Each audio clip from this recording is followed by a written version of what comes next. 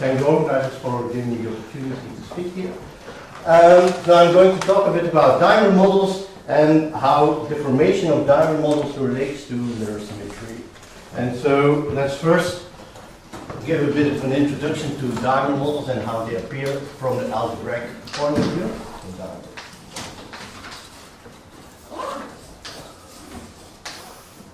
And so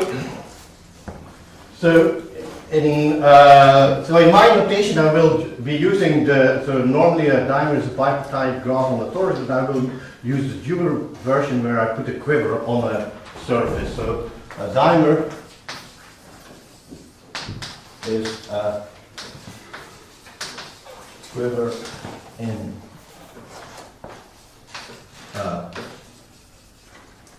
covered invertible surface without boundary.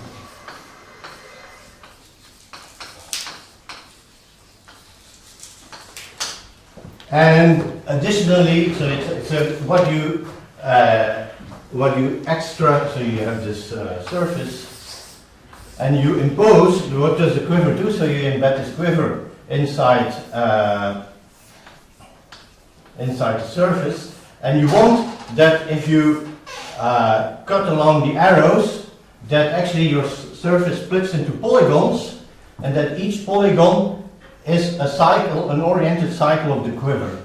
Okay, so it goes like this. So each polygon is an oriented cycle, so it splits the surface in oriented polygons.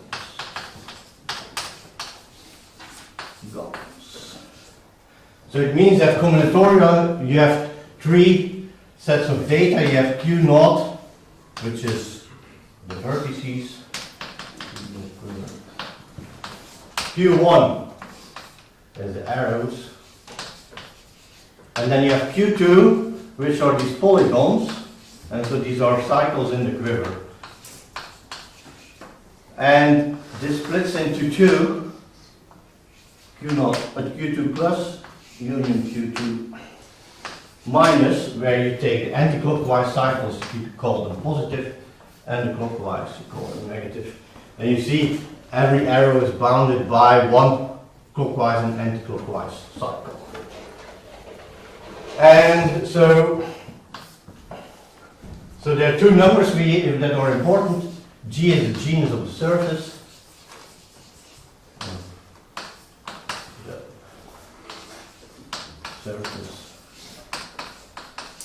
And we say n is the number of vertices. These will be important. And then you have some extra non-degeneracy conditions, is that the valency of the vertices is bigger than 2. And the valency of the polygons are also, so there's edges of the polygons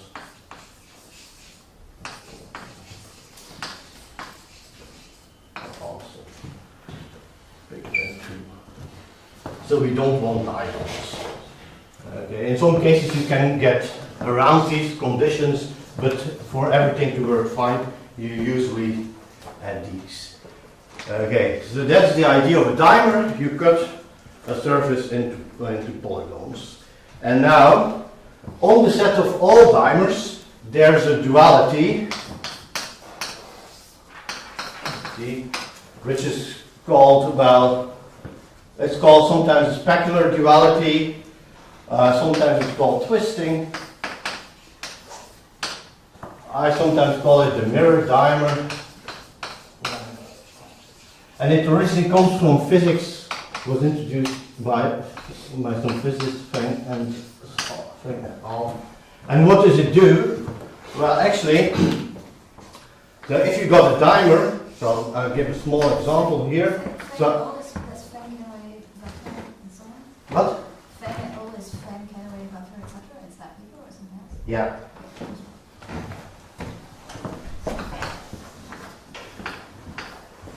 So let's give you a small example of a dimer on a torus. Okay. So if you identify this is a dimer on the torus which has genus 1, and there's one vertex because this and this is all identified, so n is 1. And what you do is, well, this duality procedure, what does it do? Well, you first cut it open. So you cut it open along the polygons. And then, so this is a positive and this is a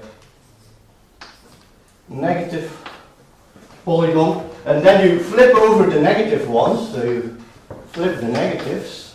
The minus polygon. And you glue it back together again. Glue back again. So this means if I do this here, I flip over this, so there's an x here, so this x comes over here, there was a y here, this y comes over here. This one is not flipped. So I get something like this. And now I get, so if I glue this back together again, y becomes y here and x here. So this is actually an example of of a dimer on genus 0 and equals 3, because now these 3 points are different. This one is identified with this, but this and this are separate, so you have 3, and then you got these 3 arrows, they glue together on a sphere. Can you draw the orientations of the other edges, please? What? Can you draw the orientations of the other edges? Yeah, so the point is, so if you flip this over, your orientation will not match up. But then you change also the orientation to make it match up again. So I flip and let's say reverse arrows again. Okay.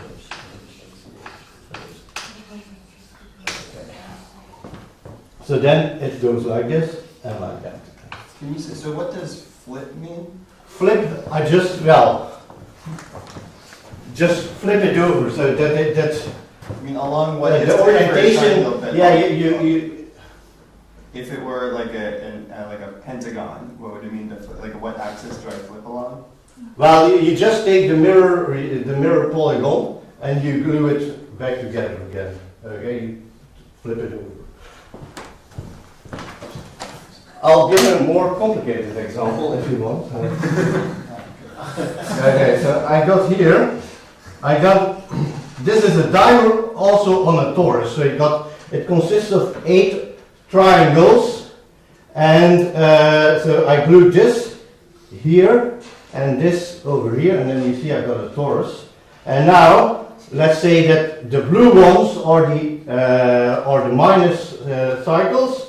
Then I flip like this, and then I flip like this, and like this. You see, now the blue ones have turned into the yellow ones, and I have to glue this one to here. And so I've got some Scotch tape. Okay.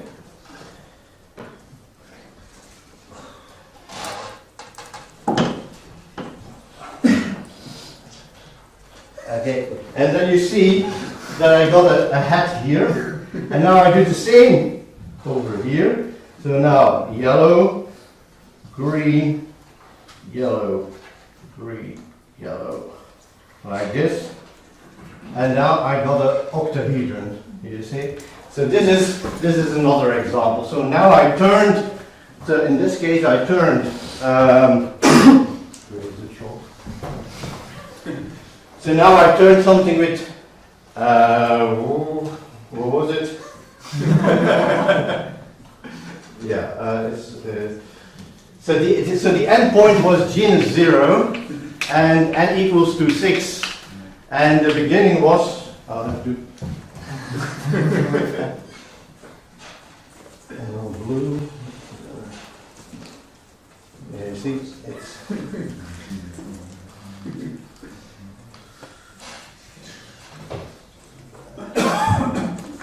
Okay, so this was the beginning point, and then you see that you got 1, 2, 3, 4, and the other one, so it's genus 1, it's on a torus, and n is equal to 4. So, but the important thing is that this genus and this n changes quite drastically. Yeah. I think just by the same thing as Ben, which is if you have just a triangle, naively it seems that there are 3 different reflection axes to each of the vertices, and there are 3 ways of flipping. So why does this not? But the thing is just that, well, the flipping is the way to turn this into its mirror image, but it's all glued back together again. So if you flip it like this, well, you get the backside of you always get the backside of the triangle. So it's actually the cycle with the things with the orientation reversed. That's what happens. Whether you flip it like this or like this. Yes, but I thought that was affecting your viewing modes. What? And then you glue back again in the same way? Yeah, so you just identify, so all these have names from the arrows, and you glue back along the same, and you identify the same arrows again. But if I choose different flipping axes, doesn't that change my permutation on the names? That's what I'm confused about. No. Yeah, if you flip this one, then it becomes. Then it becomes that one. But if you flip it like that, then it just rotated version of this. But if I glue this back together again, well, it doesn't matter how it was rotated. I glue it back in its place. Well, it doesn't make sense to talk about how it's rotated, but I mean, the surface has changed. You just flip the triangle, and abstractly, you have a procedure to say which edge glues to which Because edge. they keep their names and then they glue back. Yeah. So So flip they and glue back reverse. according to their names rather than their places on this thing. Yeah, you glue them back together according to their names. That's the important The stuff. Torus became an octahedron in your example. Yes, A okay. lot, yes. Okay. So it's true that if I remove the points, the V1 is observed, right? What? Yeah. H1 of the surface is the same always. H1 of the surface is the same. You're just like switching to one handle, you're just... No, the H1 of the surface becomes different. No. With the points removed. Points. What? The points removed. The points removed, yes. But the vertices don't. Yeah, okay, but the points removed. So why is this? Well, so let's look a bit more closely what happens. Well, what does this duality do? So how do these n's? Well, where do they? How can we get? So we get n6 over here. How can we see this in this picture? Well, there's actually a duality between vertices in Q and zigzag paths.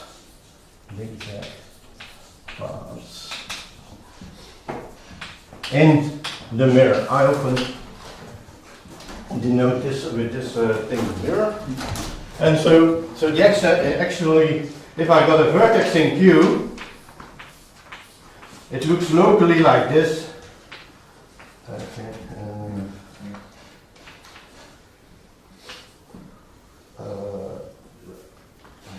Okay. And then if I cut it open and then flip, then you see, so this one, so this angle, well, if you flip it over here, it comes over here. And then if you flip this again, it comes over here. So actually this becomes something like that, because you always flip here. Okay, and so that's a zigzag path. So a zigzag path is that you cycle once around the clockwise, and then once around an anti-clockwise, once around the clockwise, once around the anti-clockwise cycle, and so on. And that's a zigzag path, and these are dual to each other. So if you got, so this procedure is a duality, it's an involution on the set of diamonds. So if you do this again, then you end up here again. So the zigzag paths over here correspond to vertices, and the vertices over here correspond to zigzag paths over there. Okay. But more important, as you said, the homology remains the same. So if you take closed curves, closed. The Q with the other tail is a mirror? Yeah, that's a mirror. Okay, yeah. So this one is this mirror over there, and if you mirror it again, So every closed curve on, well, the surface, so let's call this is the surface,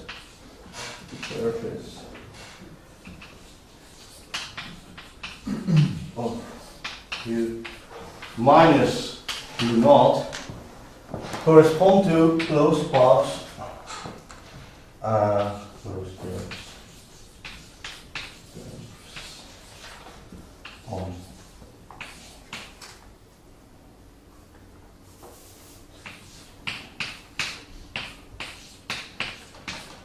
so the idea is, so you have this surface and you remove the vertices, then you get a punctured surface with genus G and N, the number of vertices.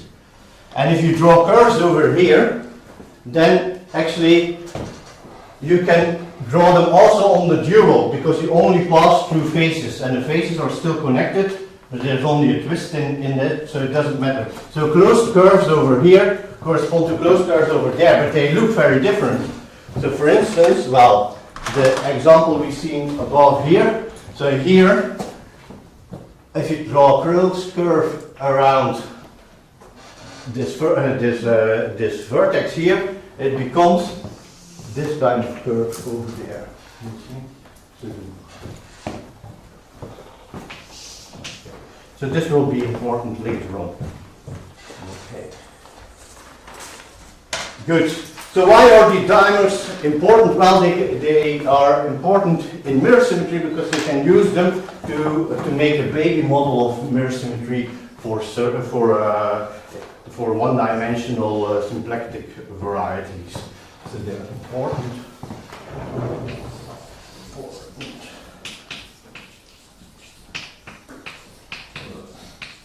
Mirror symmetry.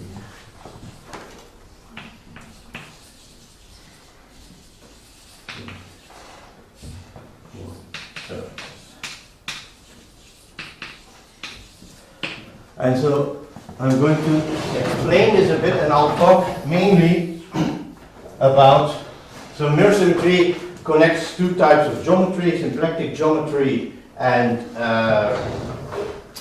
algebraic geometry. And I'm going to talk mainly about the B side, where I look at categories of singularities. Okay? And to do this, I need some extra things that I associate with the dimer, and these are Jacobi algebras.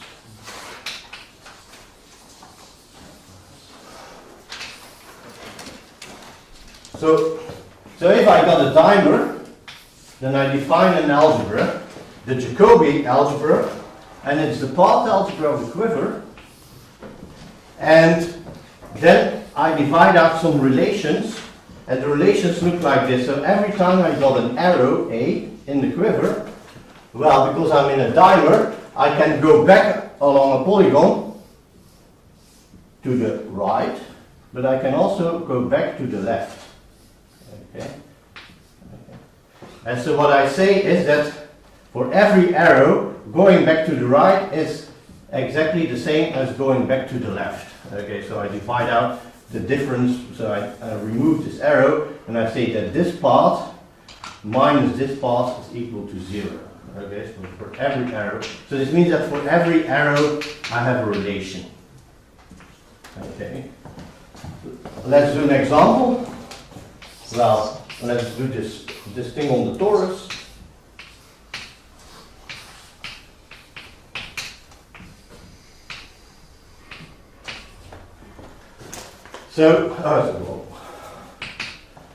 So now I got a quiver with one vertex, okay? So, and it got 3 arrows. What is, you've got too many Y's in that? I got, yeah. I tried all the possibles. so now I got 3 variables, x, y, and z. So the path algebra is just a free algebra. And what are the relations? Well, the relations are, well, for every arrow, so let's look at z, then I get this path is equal to that path, so it's xy minus yx is 0. And now if I do this with y, then I get zx is the same as xz. xz. And of course, you can do the same with x, and then you get yz minus dy. Okay, so in this case, the Jacobi algebra is actually just a polynomial ring in 3 variables. So it's a commutative algebra, but in general, yeah? So is it C of Q1, or are you doing basically have the vertices in there? So So maybe C of Q1?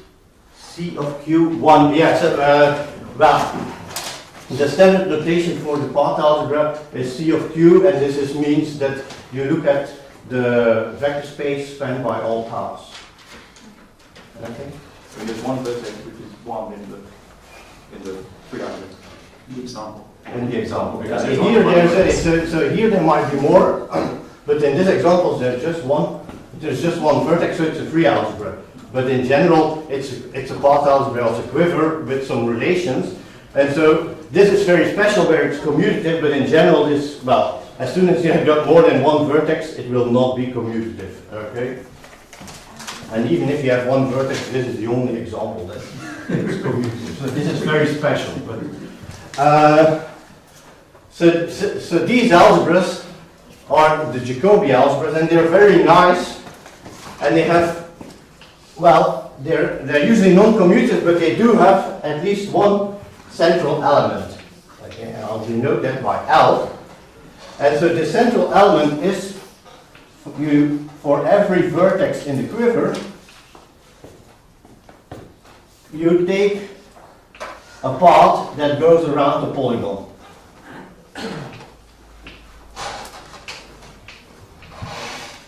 But of course, around V there are many different polygons, but according to the relations, you can make them all the same, you see, because two polygons next to each other give you the same, and so you can rotate, so every polygon will give you the same loop in V, according to the relations. And if you sum one of these for every vertex, then you get a central element, and so this sits in the center of the G.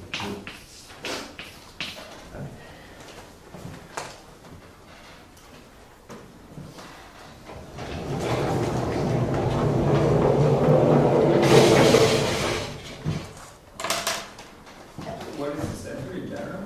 What? Is it bigger? Is it? Well, I'm going to tell this now. So in general, well, it depends on which surface you are.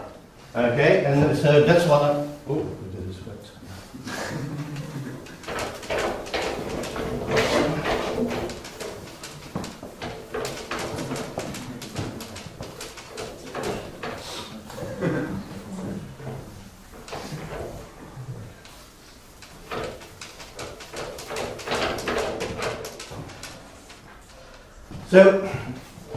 So what can we do with the central element? We can invert the central element, so we can tensor this algebra over CL and CL inverse. Okay. Now let's call this J hat. Okay. So you localize the central element, and then you can look at a map from J to J hat.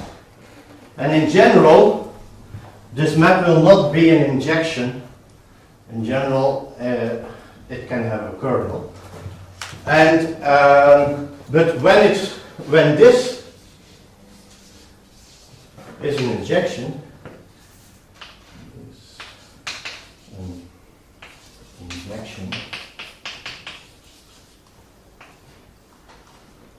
we say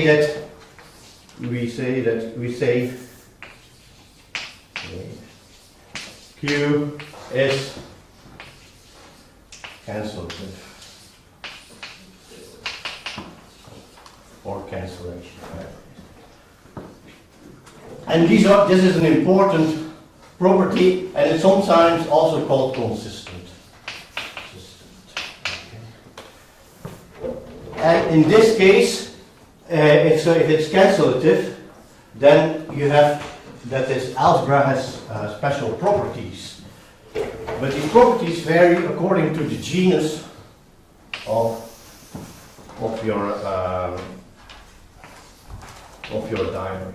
So you make genus 1, genus 0, and genus bigger than 1. Okay. And so what happens if Q is consistent,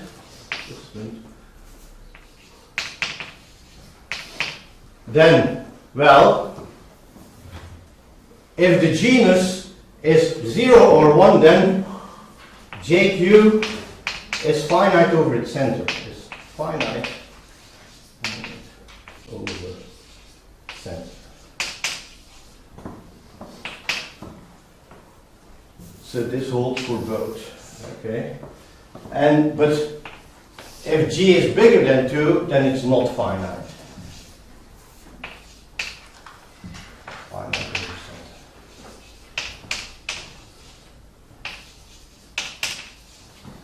Okay. Now, but there's also a second thing you're interested in. So these are so being finite over center is a nice property. Another nice property is being smooth or have finite global dimension, or even stronger, being Calabi-Yau. Okay, and this happens if it's consistent and this the genus is bigger than 1. So JQ is CY3. Okay. So can I ask, so J of Q is always the zeroth cohomology of some 3 Calabi-Yau algebra, right? So this is some statement of formality. Yeah, so this means there's a standard complex that you can, a standard bimodule resolution, bimodule complex of JQ.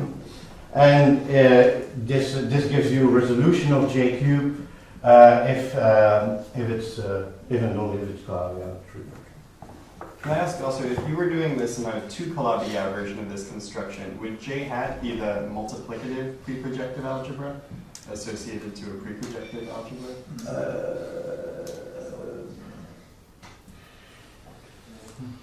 I don't know.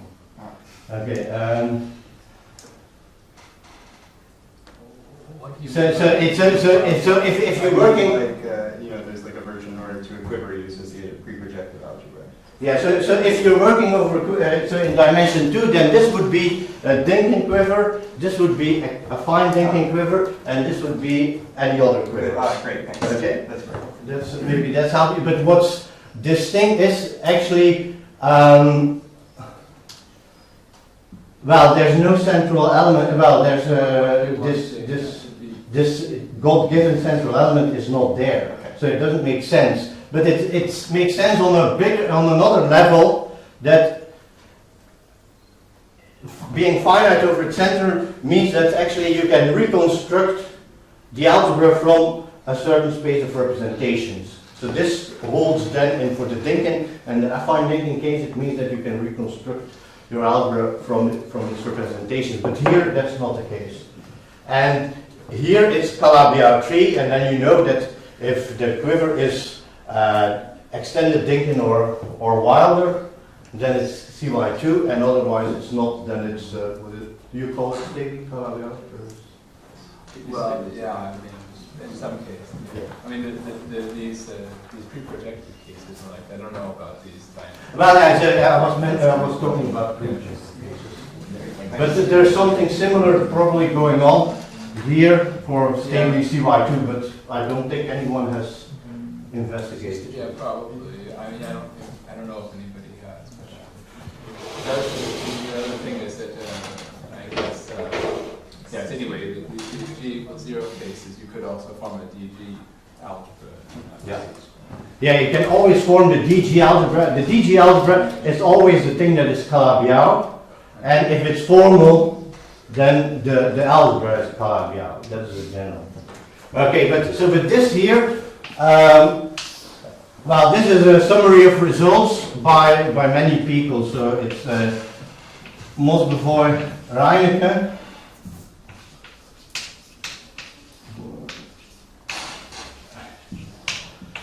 Davison, Broomhead, they all patch, well, this is kind of a summary of all their results patched together. And in general, so the most important thing is, well, if you have it both ways, then you're here, okay? And in that case, that's even strong, so G equals 1 plus consistent means that it's a non-commutative Grabant resolution.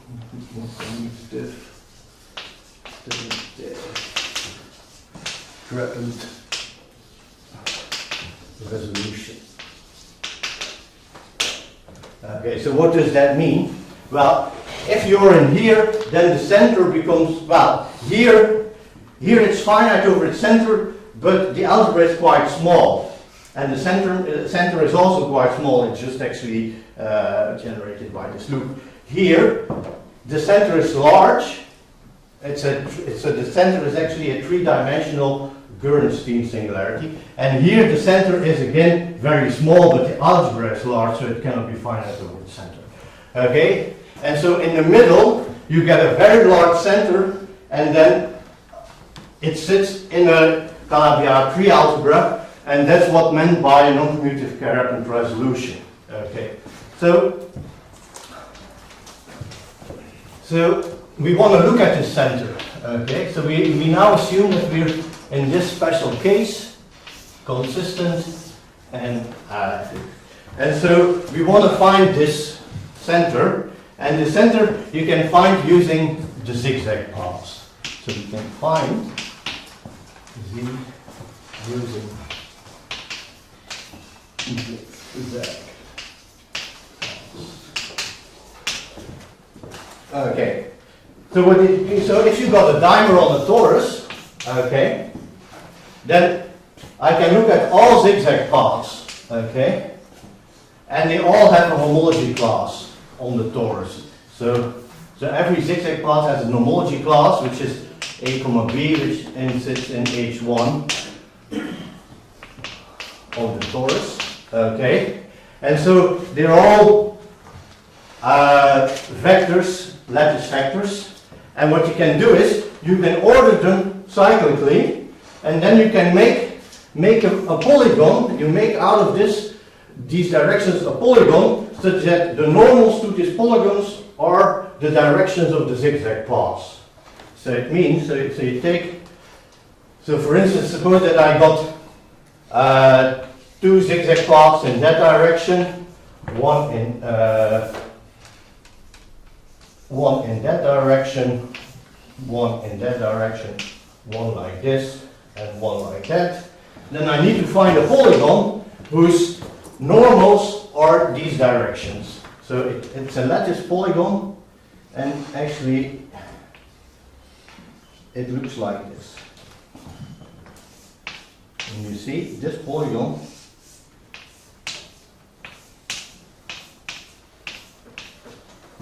has precisely those directions. Okay. And so, okay, sorry. The zigzag paths give you something like the Fn in each. yeah, and so they give you normals. So you got, yeah, they give you. You can see them if you fix this inner point, and it gives you also a fan. But I'm looking at a polygon because it can have more than one thing in its inside. But the polygon takes place in the dual of each. No. Well, yeah, these are the. Yeah, so the polygon takes place in the dual, and you will see that you can interpret these kind of things also as elements in the dual of this, meaning as elements. So the point is, this polygon gives you, using toric geometry, you can turn this polygon into a toric singularity. Okay, so how do you do this? So you look at the corners of the polygon, and you put the polygon at height 1. So then every corner has, let's say, V1, W1, comma 1. So these are the coordinates of the corners.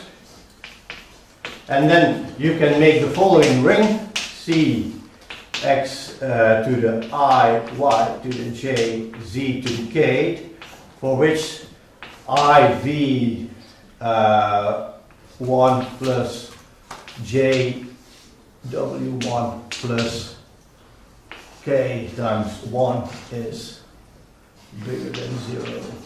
And this you do for all, well, if you got r of these, you go to vr, w, r, comma 1, then you go to vr.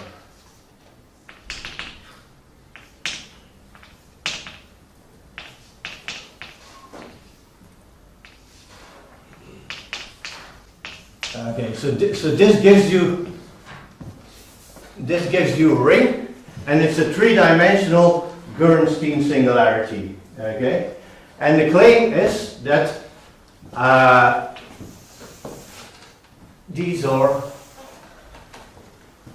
the same if you're consistent, and that's also follows from results by Brewhead.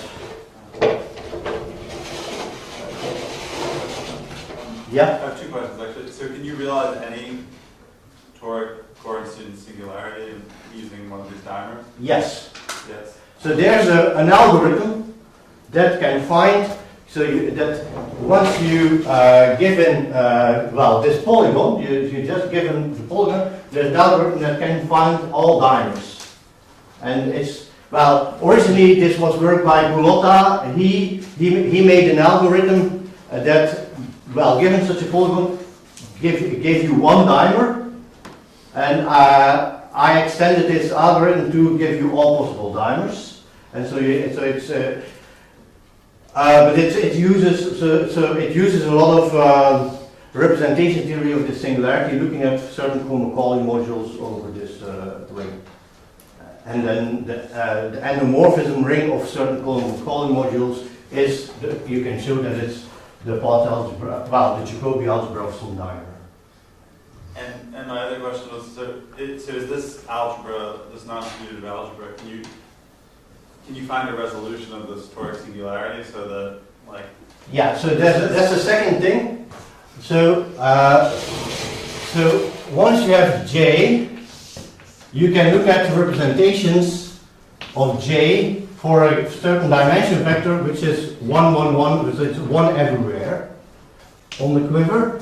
And then you can make, well, there's an action of the general linear group on it, G alpha.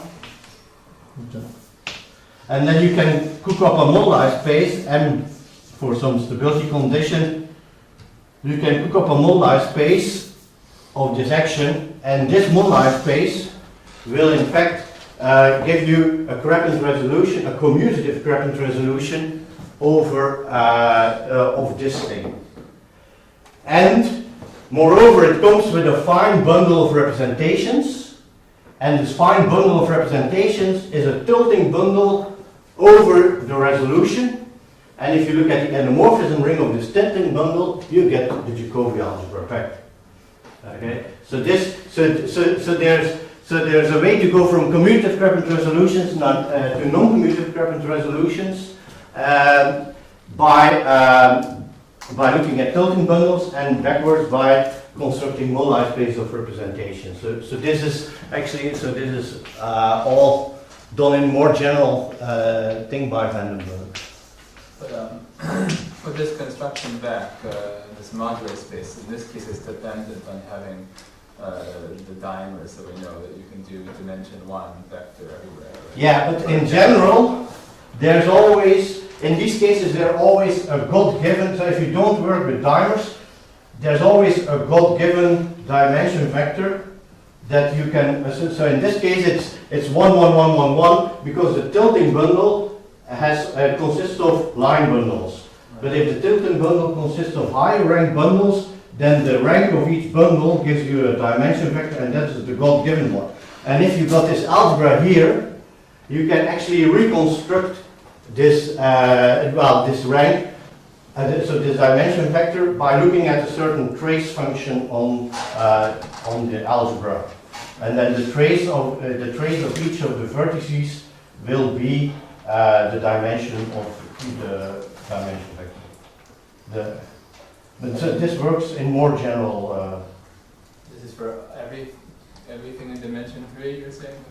Well, the thing I here that I mentioned is in the case where so this dimension vector, you can find it if this is what they call a Cayley-Hamilton algebra. So it's finite over its center and it has some extra trace on, and then you can do all this stuff, but then it does not give you, then it does not necessarily come from some cramped resolution, but you still can reconstruct the algebra back from its representation theory, and that's actually what makes this work. Good. Whoa. Yeah, so Is it the genus of the surface coincide with the number of interior points of the polytope? excuse me? Genus of the surface that you get from it. Yeah, so that's one important thing I want to mention. So we have this we work with Q, but we also have this dual dimer. Okay, and so the genus of this dual dimer is the number of internal points of this, and the number of vertices is actually the number of zigzag paths, so it's the number of normals. Okay, and so a lot of people will now know what I'm going to say. Well, the idea is that this also gives rise to a tropical curve. So you can draw a tropical curve. It's kind of you triangulate this, and then you take a dual, something dual to the triangulation. Okay, like this. And this is a tropical curve, and so the genus and the number of holes is actually equal to the genus and so the genus and the number of what you call these legs or whatever you call them is equal to G and N of this dimer. So in principle, you could draw this dimer on a tubular neighborhood around this tropical curve. And that's also what you can work this out more general how to do this. But yeah, I don't have time to discuss that because that has to do with stabilizing, and I want to talk about deforming now. So for that relates to the neural construction for general type varieties, or right? Yeah. So actually, so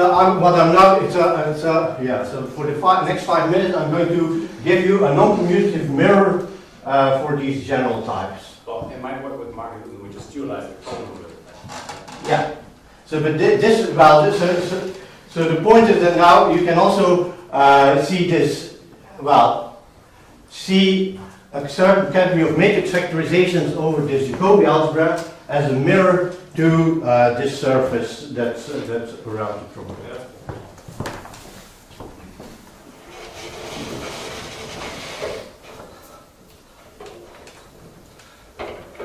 Okay. So the point is, so this is a non-commutative space, and it comes with a central element. So that's a function over the non-commutative space. So you can look at the zero locus of that function and then study its singularities. That's what you want to do, but we're working now non-commutative instead of commutative. So how do you go about it? Well, you construct a category of matrix factorization. So in general, if you have an algebra A and a central element W, then you can construct, this is called the Lambda-Ginsburg model. You can construct MFA, W, and so what are the objects? The objects are pairs P, D, where P is Z over Z, 2Z graded projective, and D is degree 1 map. Degree 1 map, such that D squared is equal to W times the identity of P. Okay, so basically, you can also draw a diagram. It's a P0 and a P1, the two components of P, and then this splits into a P1, P0 and a P1 map, such that P0, P1 and P1, P0 are both W times the identity of the corresponding P. I'm not going to. Okay. And so the morphisms, well, if you got so P and Q, then we have HOM P comma Q, so we take all possible morphisms of A algebra morphisms from P to Q. They don't have to be, well, they can have degree 1 and degree 0. We both consider them, so it's a Z2 graded module. And it comes with a differential which is commuting with D, or super commuting with D. And because this is central, so here the square of D is W, but here because you commute, and W is central, you can show that the square of this operator is 0. So this is really a DG category. So this gives me a DG category.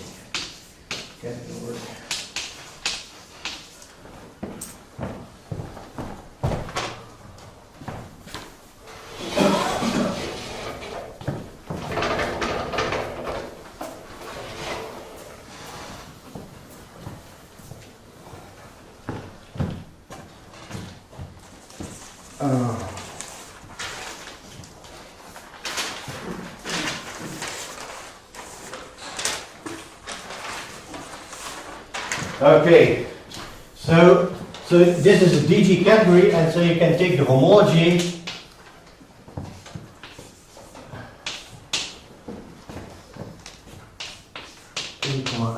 and this is called the category of singularities. Category of singularities. Because it's isomorphic, and this is the result by Bocklandt to the derived category of modules of A over W divided by the perfect modules. So if A is commutative, for instance, if A is a polynomial ring, you look at the derived category of the zero locus of W, and you divide out the perfects. These are the sheaves that are not supported on the singular locus. So actually you divide everything on the smooth locus away. And so that's why it's called the category of singularities. But if it's a non-commutative algebra, well, this is just some mental picture you keep in mind. It's a bit more difficult to say what's smooth and non-smooth is in this paper. Okay. So now we go back to this this example, and actually what you can do is, well, so if I got a polygon, so now you remember this one, this L is actually, in every vertex it corresponds to a polygon. So it means that for every polygon I can easily make a matrix factorization by taking two points in the polygon of Q, and then I can take let's call this one V1, and this one vertex 2, so I have vertex 1 and vertex 2. And then, what are these maps? Well, you take this one, and you take that one. So this path and that path. And then you see, of course, if you multiply this, you get a polygon. But the polygon is just, this is just L considered in this vertex, or L considered in that vertex. So for each polygon and two vertices, you have actually an object. Okay. And now, if you actually have more of these together, okay.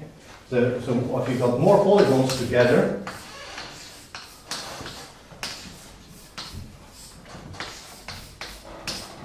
okay, then you can look at all these intersection points, okay? And then for each of these, you have such a representation, okay?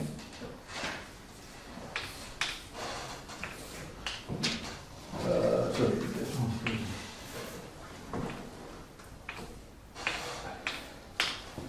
And actually, you can use these blue maps. So there's an extension from this one to that one, and there's also an extension from this one to that one, okay?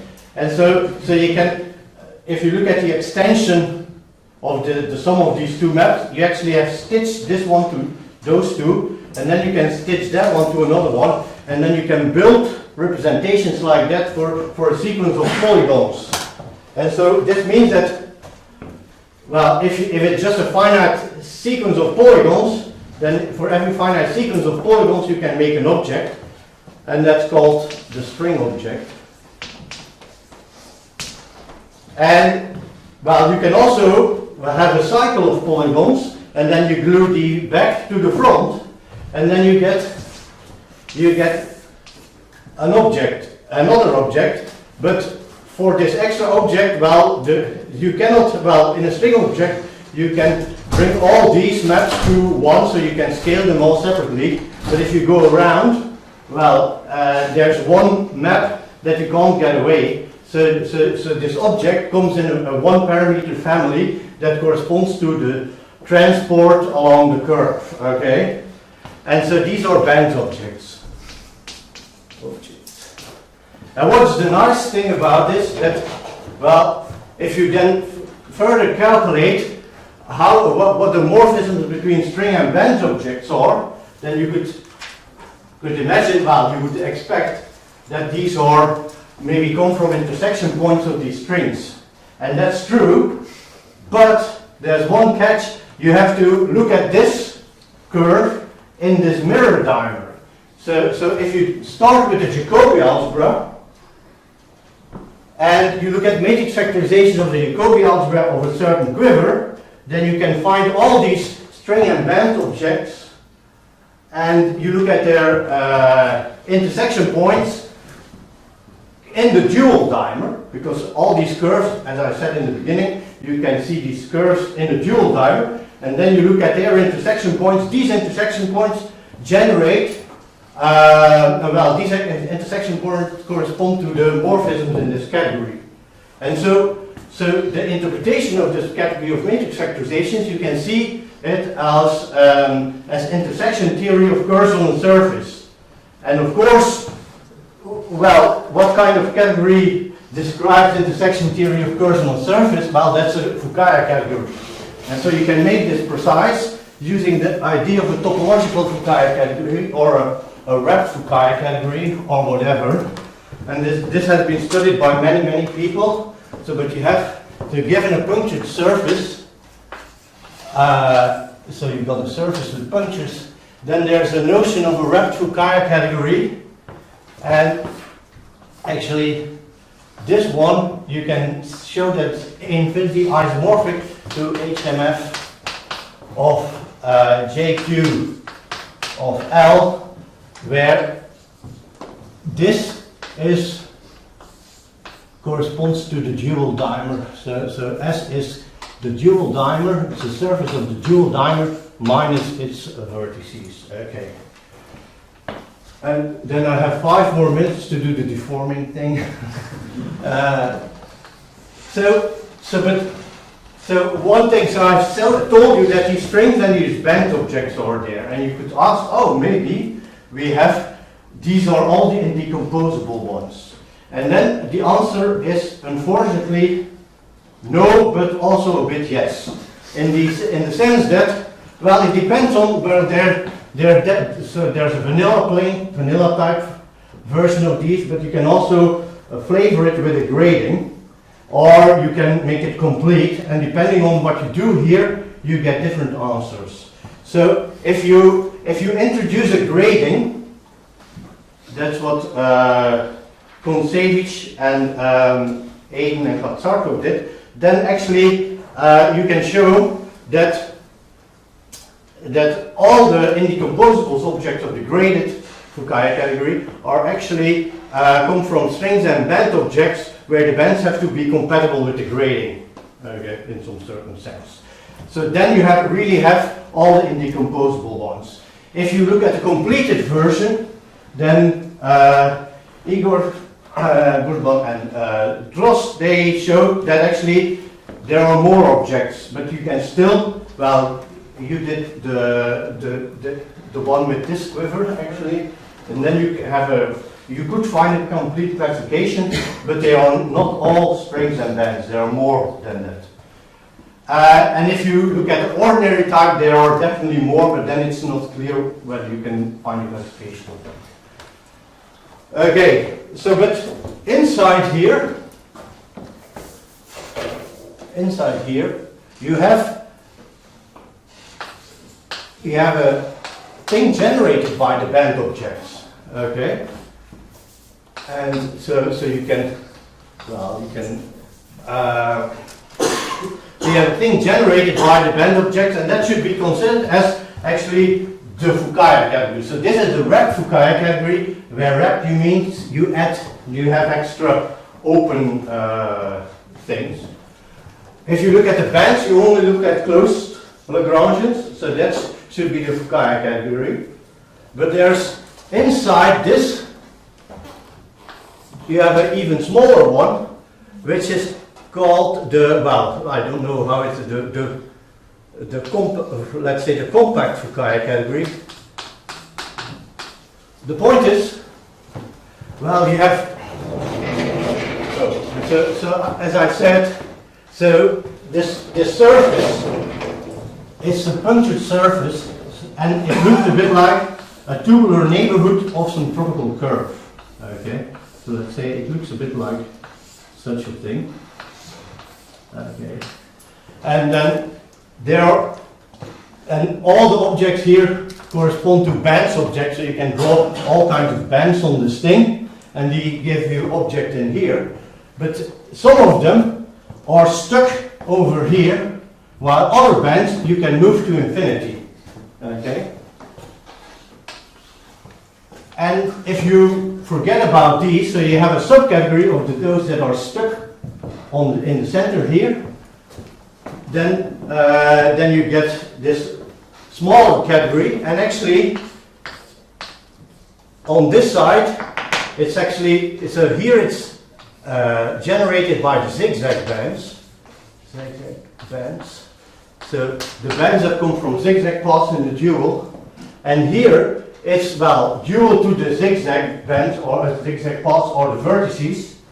And so if you got a vertex, well, then of course you have a simple module corresponding to that vertex. You put it in here, you move it through, and then you get an object in this one. And so these corresponds to the same object, provided, well, you have to put the transport to 0. Okay.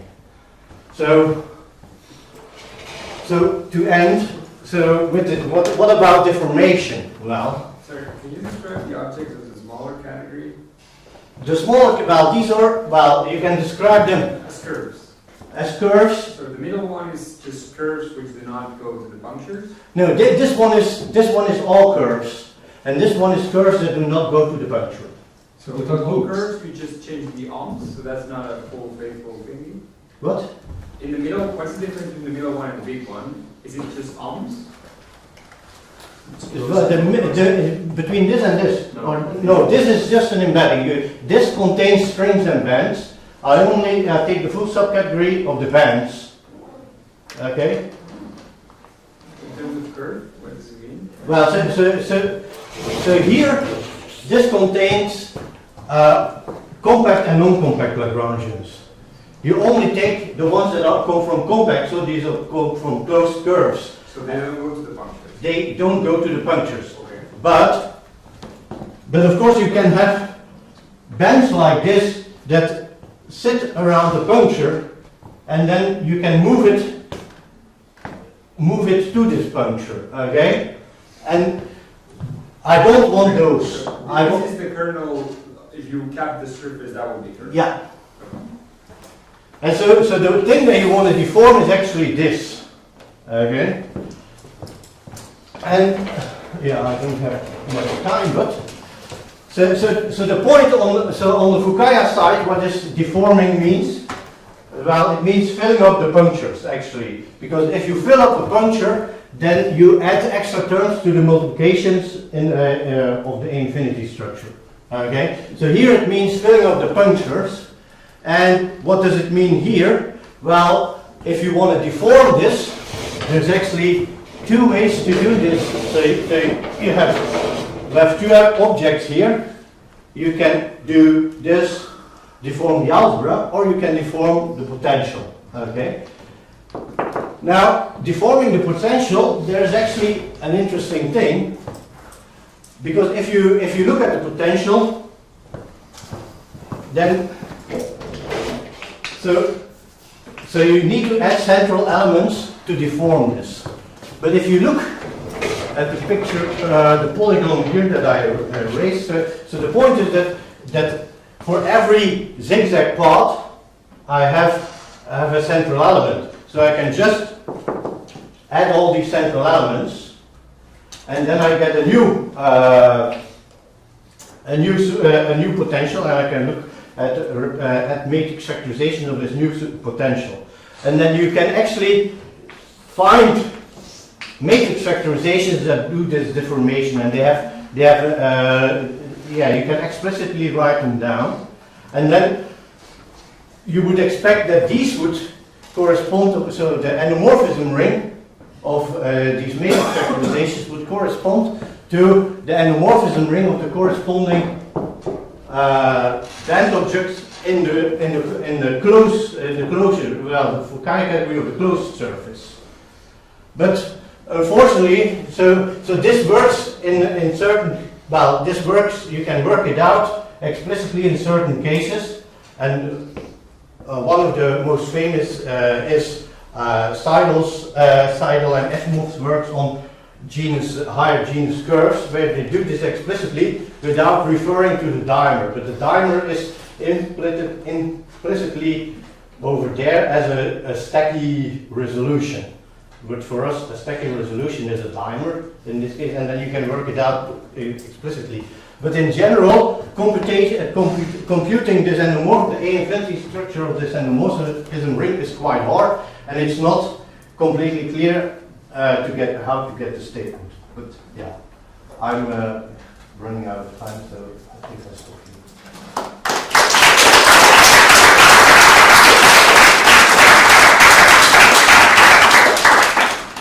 Yeah.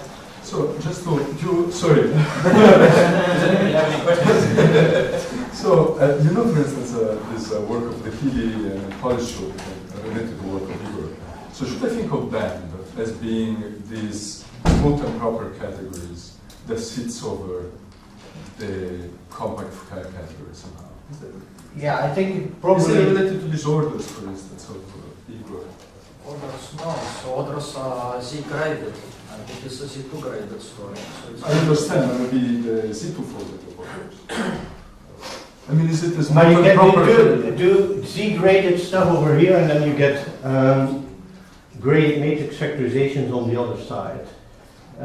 But then the problem is if you work in the Z-graded case, then it's very hard to deform, because you know that in general you cannot have Z-graded Fukaya categories of general types. Of course, yeah.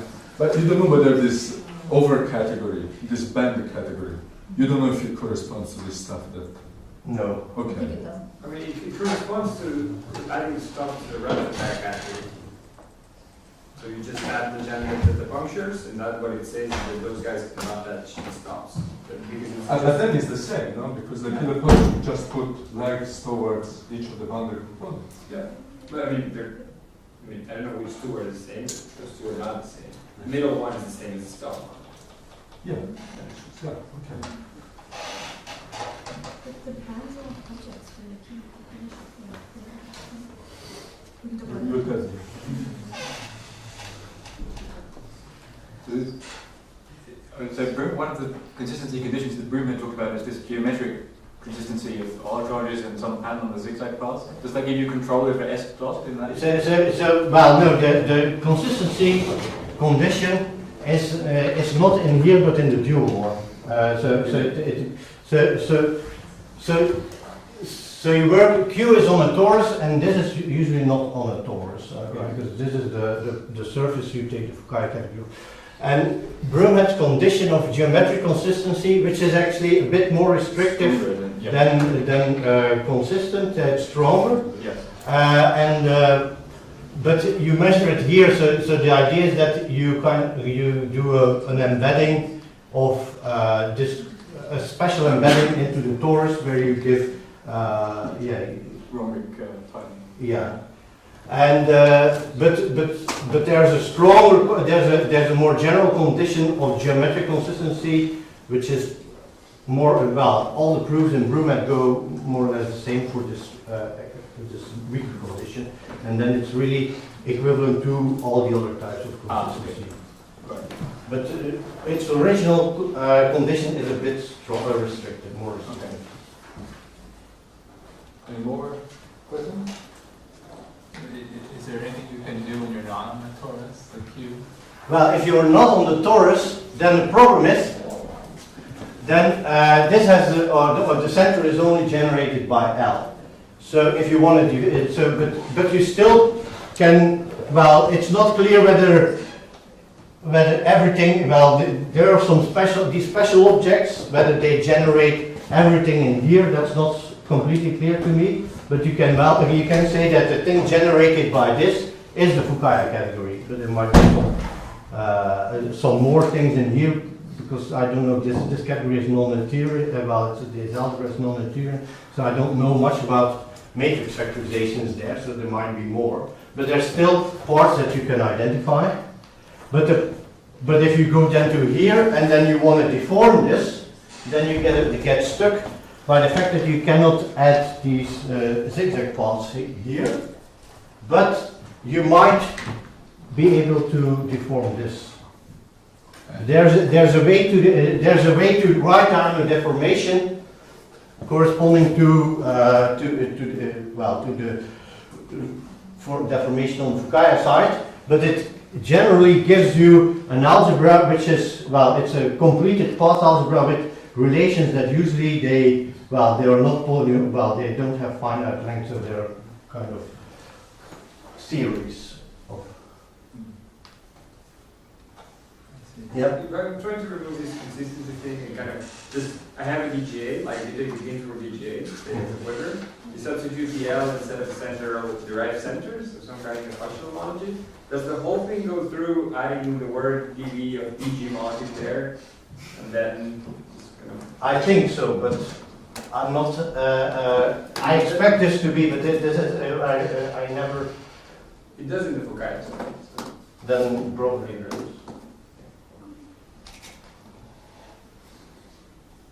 Any more? Or?